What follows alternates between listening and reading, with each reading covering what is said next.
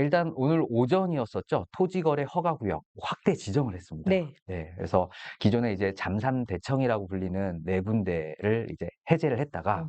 한 달 전에 부동산 집값이 이게 갑자기. 예, 네. 갑자기 너무 이렇게 꿈틀꿈틀 네. 넘어서 이제 급격하게 올라갈 것 같은 이런 분위기가 전해지자 이제 강남구, 네. 서초구, 송파구, 용산구, 네. 강남 상부와 용사구 아예 전체 아파트를 네네. 토지거래 허가구역으로 확대 지정을 했어요. 네.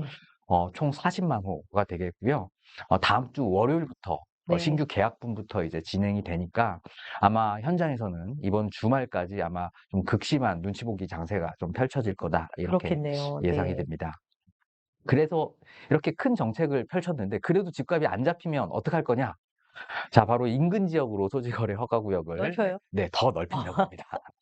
그리고 이미 이제 강남 3구와 용산구는 규제 지역으로 지금 지정이 되어 있는데 이 네. 규제 지역조차 조정 대상 지역과 투기 과열 지구조차 인근 지역으로 이제 확대한다고 네. 하니까 정부가 이제 조금 이 집값 상승에 대해서 좀 우려하고 있다. 이렇게 여러분들이 판단하시면 될 것 같아요. 네. 자, 그럼 이런 정책이 왜 나왔을까? 이걸 이제 좀 우리가 알아야 되거든요. 이 네. 정부가 지금 과연 무엇을 조금 염려하고 있는가? 자, 바로 보면요. 3월 2주 매매 가격 한번 지수를 한번 변동률을 볼게요. 네. 이 서울 굉장히 빨갛죠. 음. 한강벨트와 강남 3구 네. 굉장히 빨갛다는 사실을 알 수가 있어요. 요 굉장히 많이 오른 속도거든요. 이 정도 속도면 거의 뭐 40%, 50% 정도 연간 상승률의 속도로 올라가는 거다. 이렇게 판단하시면 돼요. 근데 가격만 올랐냐? 그렇지 않아요. 네. 거래량도 지금 폭증을 그러네요. 하고 있죠. 지금 서울 같은 경우에는요. 보통 많이 되었을 때는 뭐 8천 건, 9천 건까지 갔다가 최근에는 좀 극심한 이제 거래가 좀 안 되고 있었어요. 3천 건 정도 됐었는데요. 지금 뭐 2월 통계가 아직 채 다 나오진 않았지만 네. 5천 건 중후반대까지 거래량이 좀 많이 상승하고 있다. 이렇게 보고 있고요. 이게 이제 저번 달 이제 부동산 시장이 좋았었던 6, 7, 8월의 속도다 정도로 이렇게 이해하시면 음. 되겠습니다. 특히 또 밑에를 보시면요. 외지인 매수 비율이 네. 굉장히 높죠. 급격하게 1월 달에는 강남 상구의 외지인이 55.3%였는데 음. 이번 달 2월 달 들어서 62.4%로 굉장히 높다는 사실을 알 수가 있어요. 네네. 서울도 23%에서 25%로 이렇게 높아지고 있었지만 그중에서도 강남 3구는 특히 외지인들이 좀 많이 사고 있다. 이거는 네. 그러니까 결국에는 똘똘한 한 채, 네. 여기는 진짜 안전자산일 수밖에 없다라는 이런 신호가 심리가 이렇게 작용되는 것 같아요. 똘똘한 한 채인데 음. 너무 비싸죠. 너무 비싸요. 그들만의 리그가 될 그렇죠. 정도로 그런 것 같아요. 네, 지금 이런 상황에 펼쳐졌는데요. 네네. 자, 그럼 이제 결국 중요한 건 앞으로 시장이 어떻게 반응할까? 이게 그렇죠. 중요하겠죠. 네네. 크게 저는 좀 세 가지를 좀 지켜보고 있는데요. 자, 일단 첫 번째 유동성이에요. 음. 음. 자, 유동성을 보시면 이제 M2 같은 경우에는 네. 보통 이제 4,200억, 200조 원 정도 지금 풀려 있는데요. 이게 10년 전에 2,000조 원밖에 안 됐었어요. 그러니까 10년 그래요. 동안에 2배나 이제 풀린 네. 유동량인 거죠. 그중에서도 이제 M2에서 이제 시중 부동자금 합계도 계속 지금 네, 2배 이상 상승을 하고 있고요. 결국 돈의 가치가 하락될 수밖에 없다, 휘석될 수밖에 없다. 이 음. 부분이 지금 현재 돈의 흐름이 부동산으로 갈 수밖에 없는 이유의 첫 번째고요. 또 두 번째는요, 금리의 변화입니다. 음. 자, 오른쪽 위에 그래프를 한번 보시면요. 자, 지금 여기 보시면 네. 네, 작년 8월에 이제 네네. 3.5%에서 지금 네. 세 번 금리 인하를 해서 2.75% 네. 금리 인하가 됐죠. 네네. 과거의 금리 인하 구간을 한번 보세요. 금리 인하가 되고 나서부터 네, 상당 기간 그 금리 인하 기조가 시작됩니다. 음. 근데 금리 인하가 시작된 지 얼마 안 된 거예요. 네, 그렇죠. 그럼 앞으로 상당 기간 금리 인하의 구간에 펼쳐질 거다. 그러네. 네. 그래서 이런 부분들이 결국에는 자산 시장을 들썩거릴 음. 수밖에 없는 이런 펀더멘탈이다라고 보고 있고요. 근데 이제 또 더 안 좋은 여건이죠. 서울 아파트 착공 물량입니다. 바로 공급적인 네, 그렇죠. 측면인데요. 자, 보세요. 자, 착공 물량이 2022년도에 4만 6천 건. 이게 지금 올해 나올 입주 물량이라고 보시면 돼요. 3년 뒤에. 자, 근데 내년 네. 어떻게 되죠? 내년 2만 2천 22,000. 건. 예. 네, 그 내후년에는 더 줄어드네요. 네, 9천 건도 안 되는 숫자인 아. 거죠. 자, 그러니까 이미 착공 물량에서 보다시피 서울 지역의 새로운 입주 물량은 이제 줄어들 수밖에 없는 이런 공급의 절벽에 이제 펼쳐지게 되고요. 이건 필연적으로 전세, 월세 상승으로 이어질 수밖에 없습니다. 자, 그래서 이 정부도 이 부분을 알고 있기 때문에 토지거래 허가 구역이라든지 반시장적인 정책을 통해서 시장을 억누르려고 하고 있는 거예요. 근데 또 돈 가지신 분들은 돈의 흐름을 또 너무나 잘 알고 있기 때문에 오히려 그러시죠. 네, 선제적으로 네, 아무리 정책을 한다고 하더라도 그 부분으로 이제 자금이 투여되고 있는 상황이고요. 네, 네. 자, 그럼 이제 앞으로 어떤 식의 방향이 펼쳐질 거냐라고 얘기를 한다면 이 부분은 뭐 시간이 지나면 여러분들도 아시겠지만 저는 슬로우 스테디 프로그레스가 진행이 될 거다. 음, 시장이 제 갈 길을 간다. 이렇게 음. 평가를 합니다. 특히 강남 3과 용산을 지정을 했기 때문에 그 옆에 네. 마포, 성동, 강동, 네, 마강성이라고 불리는 옆에 지역으로 풍선 효과가 나타날 가능성이 있고요. 이미 뭐 성동구는 옥송은 이미 정고점을 지금 넘어서고 있지만 그 중에서 아직 좀 넘어서지 못했었던 이제 왕십리 뉴타운이라든지 네. 특히 강동, 네. 이제 송파구 바로 옆에 있죠. 우리가 네네. 올림픽파크 포레온, 네네네. 둔천주공 하면 송파구로 인식하시는 분도 있지만 실은 강동구입니다. 강동구죠. 네, 네. 그래서 아마 올림픽파크 포레온이 뭐 이미 2, 3년 전에 13억이 이제 미분양 됐었던 이게 지금 현재 26억, 27억 거래가 되고 있잖아요. 근데 이 부분이 조금 더 올라가지 않을까 이렇게 예상을 하고 있습니다. 네. 자, 그러면 이제 부동산 한번 진단을 한번 해보도록 할게요. 자, 앞서 말씀드린 것처럼 잠삼대청 토허제 네. 해제를 통해서 거래량이 굉장히 많이 올라갔어요. 네. 지금 현재 보면 지금 2월 집계가 모두 다 되고 나면 5천 건 이상이 될 거다라고 보고 있고요. 가격도 보시면요. 저희 KB 국민은행이 네. 이미 뭐 40년간 주택 통계를 지금 만들고 그렇죠. 있잖아요. 네. 저희 이제 KB 부동산에서 집계한 자료를 보시면요. 네, 3월 10일 기준으로 네. 강남 송파가 0.9, 0.89입니다. 이게 어느 정도 속도냐면요. 여기 51을 곱하게 되면 4, 50% 속도로 지금 올라가고 있는 거예요. 네, 굉장히 많이 올라가고 있죠. 그래서 엄청나네요. 네, 네. 강남 송파 서초가 네. 굉장히 많이 올라가고 있었다. 네. 자, 그럼 이제 결국 토지허가 제도라는 것은 해제를 한 거는 결국 이 집값 상승에 진짜 원인이 된 걸까요?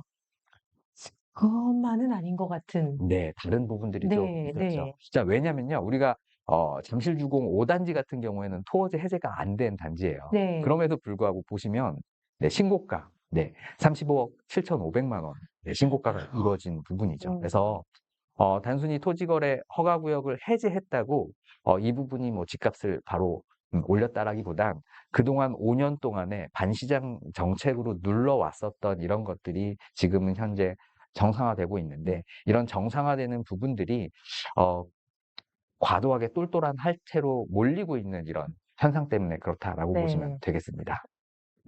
자, 그러면 아파트가 내리는 아파트가 있고 여전히 오르는 아파트가 있거든요. 네. 여기 보시면 자, 빨간색 네. 서울 시세 총액 탑 20 지수입니다. 저희 KB 부동산을 보시면 여러분들도 보실 수가 있는데요. 네. 자, 우리가 올림픽 파크 포레온 둔촌주공 살리기가 이제 시작이 됐었던 게 2023년 1월, 2월, 3월이잖아요. 네네. 그때부터 실은 시세총액 탑 20 지수는 계속 올라가고 있었어요. 네, 계속 올라가고 네. 있어요. 한 3개월 정도 잠깐 떨어졌던 것 같아요. 네네. 이때 무슨 일이 있었었냐면요. 바로 이제 중동 전쟁. 그리고 미 국채 금리가 뭐 7%까지 올라간다. 뭐 장기 네. 금리가 굉장히 상승했었던 이런 부분들이 좀 있었었기 때문에 약간 이 부분을 자산 시장이 약간 충격을 좀 받았었고요. 근데 금방 다시 회복을 해가지고요. 지금은 뭐 계속 굉장히 많은 상승을 이루고 있죠. 우리가 보시면요. 전국 아파트 매매 가격 지수는 지금 그냥 거의 플랫해요. 올랐다가 내렸다가 거의 네네. 그냥. 네. 오르지도 않고 내리지도 않습니다. 그런데 이제 서울 탑 20, 네. 그리고 KB 선도 아파트 50 지수라고 하는 전국적으로 50개 시총이 가장 높은 아파트 단지의 지수들은 굉장히 여태까지 꾸준한 상승을 보이고 있었다. 이렇게 이해를 좀 해주시면 될 것 같고요. 그래서 자, 서울만 올라가고 지방은 내려가고 있었던 상황들이 네. 지금 현재 2년 동안 지속되고 있었던 거죠. 네네. 그래서 지역 간 양극화가 계속 꾸준히 심했는데 이제는 우리가 지역 내에 동조화 현상에도 한번 좀 눈여겨봐야 되겠다라는 게 포인트입니다. 지역 내 동조화. 네. 네. 바로 성동구입니다. 성동구는 네네. 강남 상구도 아니잖아요. 네. 근데 성동구의 탑 20 지수를 보면요. 좀 늦게 상승하긴 했죠. 네. 서울 탑 20 보다는. 음. 그렇지만 2023년 6 월부터 상승을 해 가지고요. 지금 계속 상승을 하고 있는 상황이다라고 보시면 될 것 같아요. 음. 그래서 강남 상구, 용산구에서 이제 촉발됐었던 이런 부동산 상승이 실은 2년 전부터 계속 지속돼 왔었다. 그게 지금 토허즈의 해제로 인해서 심리의 불꽃을 튀기면서 네. 극심하게 올라갔었던 이런 상황이다라고 보시면 될 것 같습니다. 자, 그럼 이렇게 보면요. 서울만 지금 현재 강세예요. 서울만 올라가고 있습니다. 경기, 인천은 여전히 하락하고 있어요.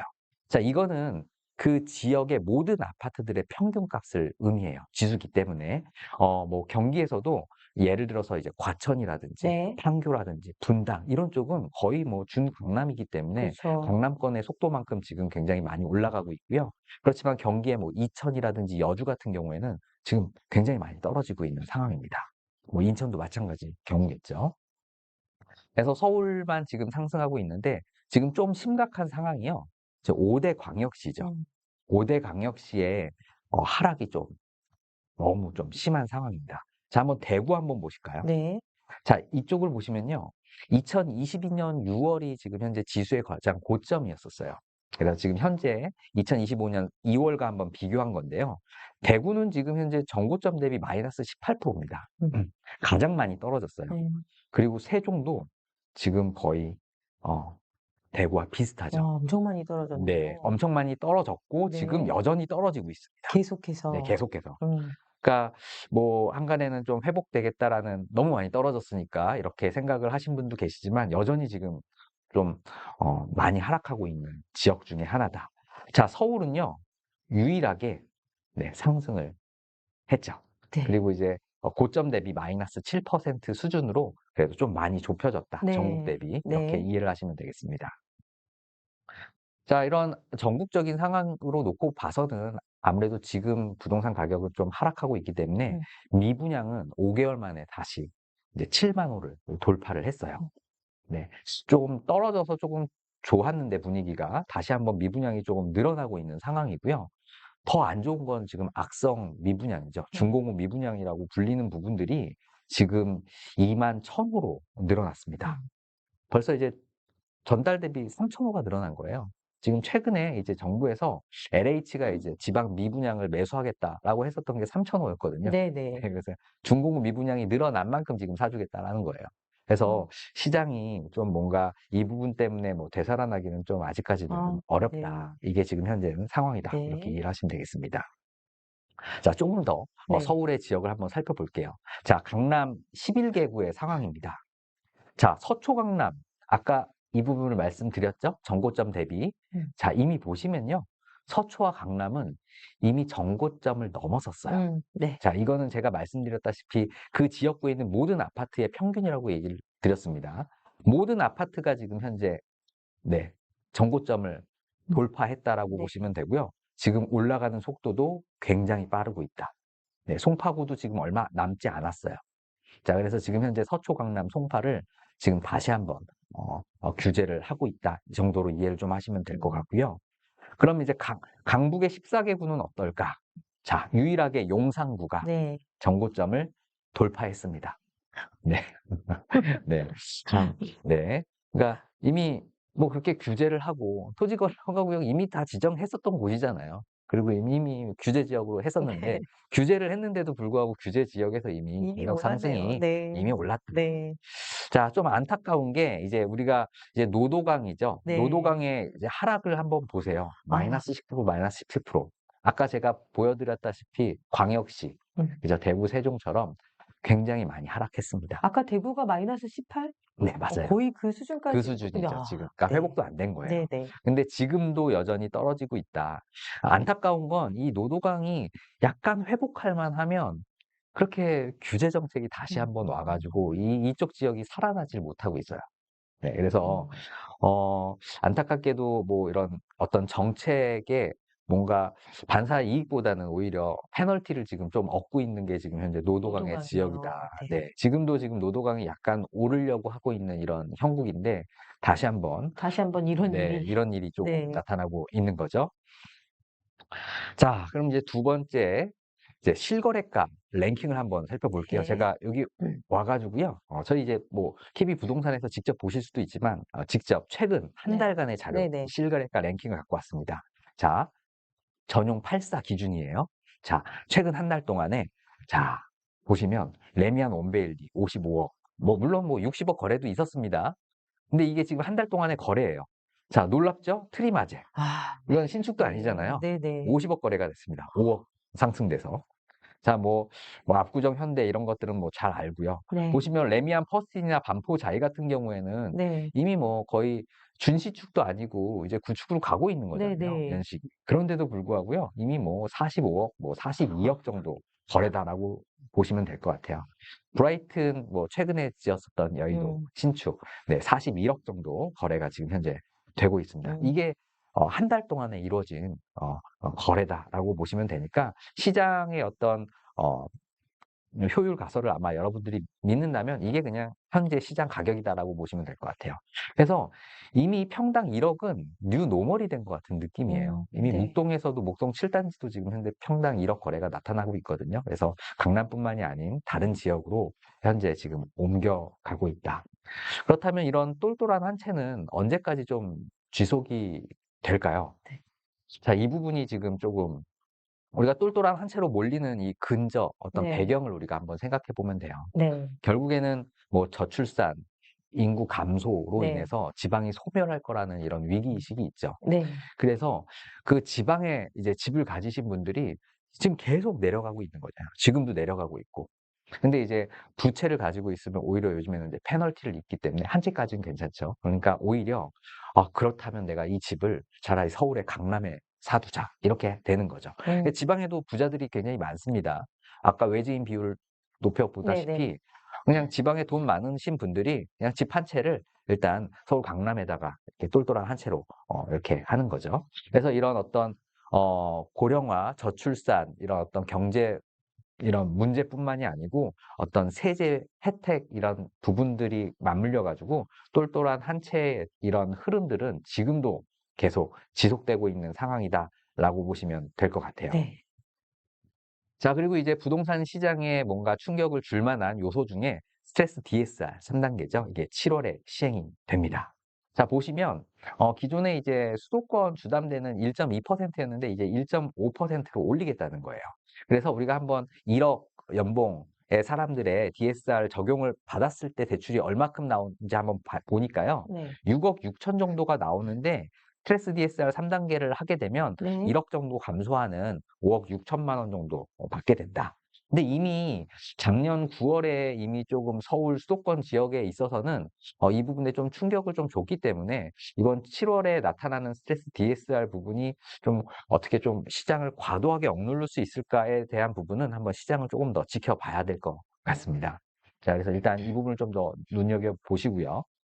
자, 일단 뭐 우리가 아파트 어떤 전세라는 것은 결국에는 투기 수요가 아니고 실수요잖아요. 그래서 그렇죠. 실수요의 어떤 가격을 한번 흐름을 보면요.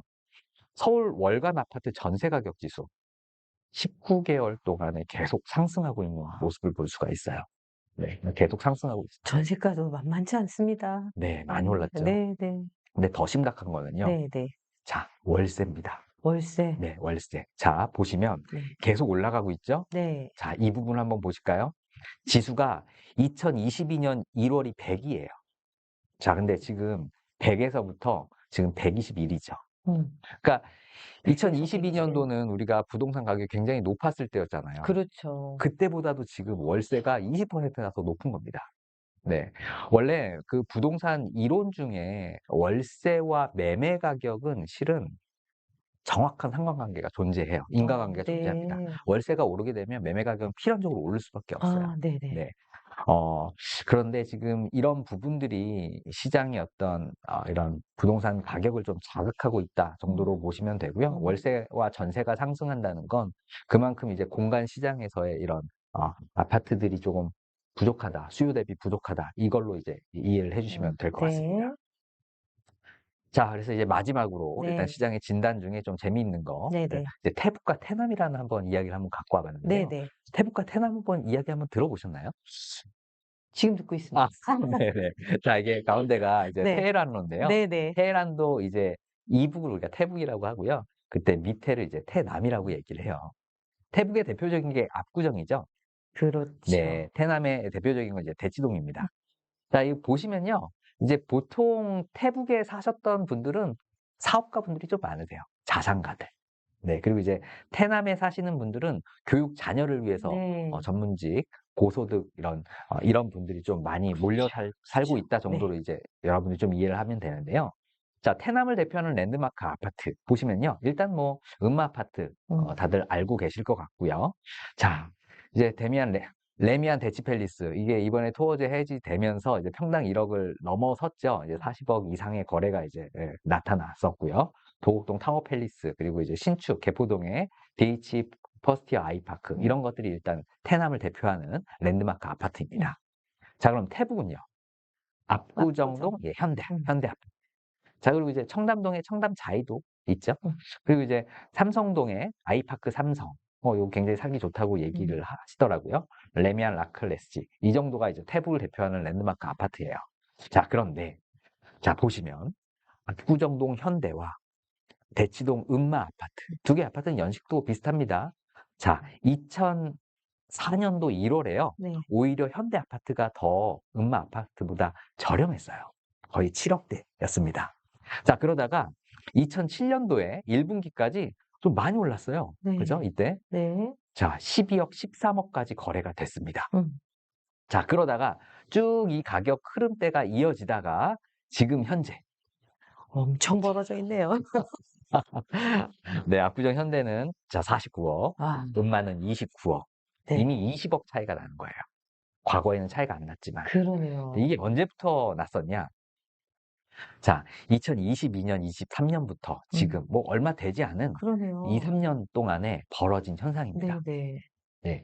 자, 결국 이제 같은 강남구이지만 순간의 선택이 이런 차이를 벌리는 거죠. 엄청난 차이인데요. 엄청난 차이죠. 네. 자, 이제 하물며 이런 네. 어떤 지역구가 달랐을 때는 더 차이가 더 많이 날 수밖에 없겠죠. 그래서 아마 이제 여러분들이 부동산에 대해서 관심을 가지시는 이유도 아마 이런 부분 때문일 거라고 생각이 돼요. 자, 그럼 결국 중요한 건 이제 현 상황에 대해서 알았으니까 지금 현재 서울만 오르고 있다. 음. 지방은 여전히 내리고 있다. 네. 그래서 지금 서울이 너무 많이 오르고 있으니 그 상위 강남 3과 용산에 캡을 지금 다시 씌운 상황입니다. 자, 그런데 이제 현재 유동성이 계속 풀려나가고 있고 공급 절벽이 예상되고 있으니 뭔가 꿈틀거릴 수밖에 없는 상황인 거죠. 자, 그럼 앞으로 시장은 어떻게 진행될 것인지 한번 의견을 한번 네네. 공유 드리겠습니다. 제일 궁금한 내용입니다. 제가 뭐 신이 아닌 이상은 네. 그래서 네, 궁금합니다. 틀릴 수 있습니다. 네. 그렇지만 뭐 제가 가진 이제 KB 골든라이프 이제 구독자분들을 위해서 제 네. 의견을 공유 드리는 거니까 아마 네. 여러분 한번 참고해 보시고 여러분들의 의사결정을 하시면 네. 좋을 것 기대하고 같습니다. 있겠습니다. 자, 일단 그 네덜란드 경제학자 중에 얀센이라는 경제학자가 있어요. 이분이 이제 네덜란드 주택 시장을 분석을 하면서 벌집 순환 모형이라는 거를 가설을 만들었습니다. 그래서 네덜란드 부동산 시장을 이제 실증 분석을 했어요. 자, 뭐냐면요. 바로 가로축은 거래량이고요. 네. 세로축은 가격이에요. 네. 그래서 거래량과 가격을 통해서 네. 부동산 시장의 사이클을 만든 거예요. 이 이론에 따르면 네. 지금 현재 저희 이제 KB 부동산 자료를 이용해서 이 자료를 제가 한번 만들어 봤는데요. 자, 보시면 2018년도에서부터 쭉 어떻게 가고 있죠? 이렇게 2020년도에 막대한 유동성을 통해서 회복 호황을 거치게 네, 되고요. 그렇죠. 네. 2021년 이제 규제 정책을 통해서 계속 가격은 올라갔지만 거래는 후퇴를 조금 했네요. 네. 줄어들었죠. 네. 그러다가 2022년 가격까지 떨어지는 상황을 우리가 맞이하게 됐고요. 네. 자, 2023년 둔촌주공 살리기뿐만이 아니고 이제 네. 이런 부분들 때문에 자, 회복 국면으로 지금 갔습니다. 그리고 작년 2024년도는요. 회복에서 호황 국면으로 지금 가고 있는 상황이다. 얀센의 벌집 순환 모형에 따르면 지금 현재 우리나라 부동산 시장은 지금 현재 회복에서 호황복면으로 가고 있는 그 즈음이 어디 아닐까 이렇게 한번 생각을 할 수가 있고요. 2022년도에 샀어야 돼요. 그렇죠. 2023년. 네. 네. 2022, 2023년. 23년. 네, 2022년에 팔았어야 되고요. 그러네요. 네, 2023년 이제 1, 2, 3. 제가 4월에 이제 사시라고 계속 말씀을 드렸었거든요. 그때 제가 크게 혼나고 나서 댓글에 아주 그냥 욕이 엄청 달리고 나서 이제 다시는 이제 나와서 이제 의견을 얘기 안 하겠다. 아니, 이렇게. 박사님하고 네, 저하고 작년에 만났었잖아요. 그쵸. 작년에도 제가 아마 네. 무조건 사시라고 말씀을 드렸던 사라고 것 같아요. 하셨었어요. 아, 네. 지금도 뭐 늦지 않았습니다. 네. 자, 제가 부동산 심리를 자극하려고 하는 의도는 네네. 아니고요. 이제 우리 KB 골든 라이프 이제 구독자분들 위해서 제 의견을 이제 공유 드린 겁니다. 자, 그럼 이제 역대 정부의 부동산 상황을 한번 볼게요. 저희 이제 86년도부터 저희 KB 국민은행이 주택 통계 시세를 40년간 이게 발표를 하고 있죠. 그 전 자료입니다. 아마 이게 네. 우리나라에서 유일한 자료일 거예요. 음. 자, 이제 검은색 부분이 매매고요. 네. 빨간색이 이제 전세입니다. 쭉 보시면 흐름을 쭉 보세요. 자, 네. 0을 기준으로 보시면 됩니다. 0을 네, 네. 기준으로. 자, 보시면 매매가 자, 내려갔다가 올라갔다 내려갔다 올라갔다 했지만 네. 0보다 높았었던 구간들이 좀 많죠. 네네. 네. 자, 그리고 전세 한번 볼게요. 자, 전세가 우리나라 시장에서 떨어진 구간이 3번이 있습니다. 자, 바로 IMF. 자, 2003년도 기억하시나요? 어떤 일이 일어났었죠, 우리나라에서? 2003년도? 네, 아마 잘 기억 못 하시는 분들 좀 많지만, 네. 카드 대란. 아, 기억나시죠? 네. 네. 김 대장 정부 때 이제 네네. IMF를 극복하기 위해서 이제 신용 확장 정책을 피고 이제 카드를 이제 무분별하게 발급을 했죠. 이 부분이 맞아요. 이제 2003년도에 터지면서 아. 2, 3년 동안 극심한 내수 침체를 겪습니다. 네. 이때 전세가 하락을 했어요. 네네. 자, 그리고 자, 최근에 빅스텝, 자이언트 스텝, 급격한 금리 인상으로 인해서 이때 네. 전세가 하락을 했죠. 그 외 나머지 리먼 브라더스나 이제 코로나 때는요, 잠깐 내려갔다가 이렇게 올라갔다라고 보시면 돼요. 그래서 전세가 결국 충격을 받는 건 IMF나 극심한 내수 침체나 네. 그리고 급격한 자산에 어떤 변동을 주는 금리 인상, 이 정도에서만 전세 가격이 내린다 정도로 보시면 되고요. 다 올랐다. 이렇게 보시면 됩니다. 자, 매매 가격은 여러분들이 보시면 되고요. 네. 자, 여기서 중요한 건 뭐냐면 전세가 매매를 내려갔을 때 네. 우리가 이거 데드 클로스라고 얘기를 하죠. 자, 지금 이거 저희가 동그라미를 친 게 데드 클로스거든요. 데드 클로스가 일어났을 땐 필연적으로 매매 시장이 굉장히 하락을 합니다. 아.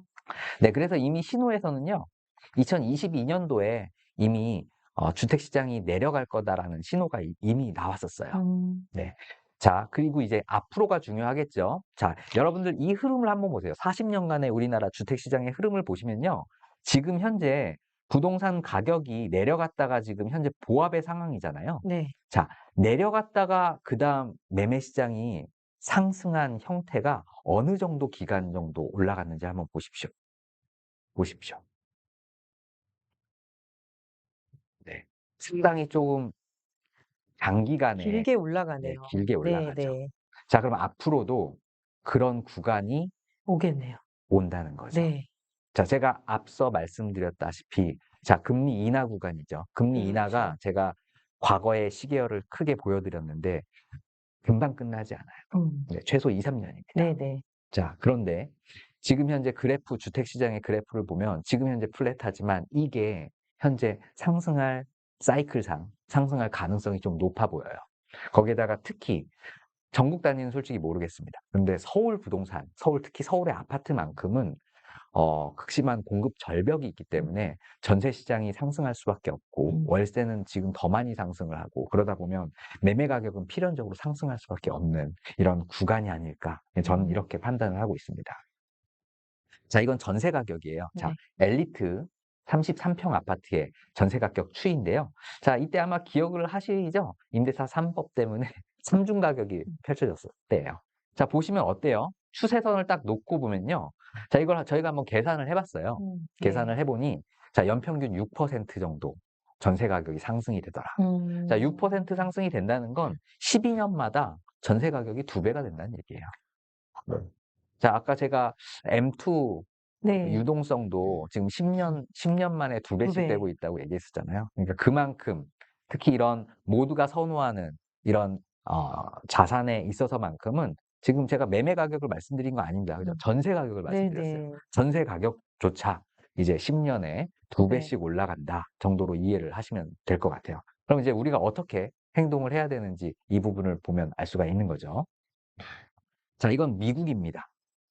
미국의 빨간 건 물가 상승률이고요. 파란 건 주택 가격 상승률이에요. 지금 미국은 주택 가격이 상승하고 있어요. 이미 뭐 2003년, 23년부터 계속 상승을 했습니다. 자, 미국에서는 뭐 이런 부동산 자산이라는 건 인플레이션 해지 자산의 가장 대표적인 자산이에요. 음. 지금 뭐 물가가 계속 상승을 하잖아요. 그렇기 때문에 이거를 해지하는 주택 가격조차 상승하고 있는 상황이다. 자, 그렇다 본다면 우리나라 부동산 시장도 마찬가지 경로를 겪지 않을까 이렇게 판단을 해요. 네. 그리고 이건 아까 제가 보여드린 자료죠. 네. 지금 현재 네, 이게 이제 3년 뒤에 나올 극심한 이제 내년도부터 이게 이제 공간 시장에서 나타나는 입주 물량 급감으로 인해서 전세와 월세 가격이 굉장히 많이 상승을 할 거예요. 이 부분이 뭐 매매 심리가 죽는다 할지라도 굉장히 시장의 어떤 저변을 계속 꿈틀거리는 이런 불쏘시개 역할을 하게 될 겁니다. 자, 그래서 일단 이제 부동산 트렌드 2025라는 책을 제가 공동저자로 이제 참여를 했는데요. 이미 이제 작년 8월에 이 책을 이제 집필을 하면서 이미 이제 장기 이동 평균선과 이제 단기 이동 평균선이 있죠. 이제 네. 크로스가 됐을 때 우리가 골든 크로스라고 얘기를 네. 하는데 이미 2023년 3월에 이미 골든 크로스가 한번 나왔고요. 네. 그리고 이제 작년 네, 4월 경에 이미 골든 크로스가 형태가 또 한 번 나타났었습니다. 그래서 결국에는 서울 아파트는 지금 오를 수밖에 없는 이런 상황이지 않을까 이렇게 조심스럽게 예측을 합니다.